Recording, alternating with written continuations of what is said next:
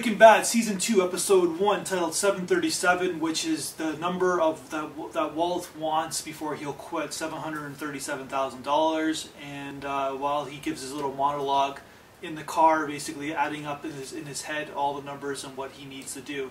This is the amazing thing about this episode, is that it ends 2 seconds after Season 1 ended, which is very cool for them to do that. And it's showing what's the aftermath with Tuco. Tuco will kill somebody in front of him, and then Jesse and Walt will of course be paranoid. And what we'll learn through the backwaters of when Hank is basically investigating the new the new drug that's out there.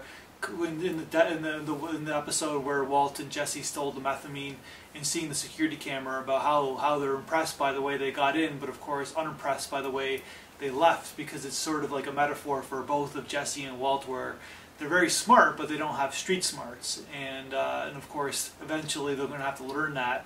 And that's the great thing about Breaking Bad. Basically, the first season was about trial and error of being a criminal, which is kind of amazing in a way, because you've never kind of seen that storyline before.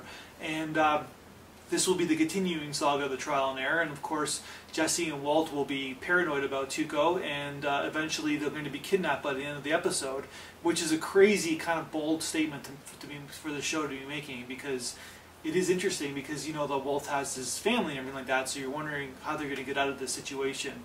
And it's grabbed you. This definitely grabbed you. And of course, the precursor, how the season begins, is the black and white images of all this kind of like this destruction on the ground and close to home and close to Walt's home, and you're wondering what the hell is going on. And of course, they've grabbed you again, and this is what Breaking Bad is so famous for. So the first episode of Season 2, you know, they after the bounce back of not the bounce back, but after the critical acclaim and all the fame fortune they got after Season 1, and now they've really kind of grabbed us in Season 2, and it's even better than we ever thought. That's my review.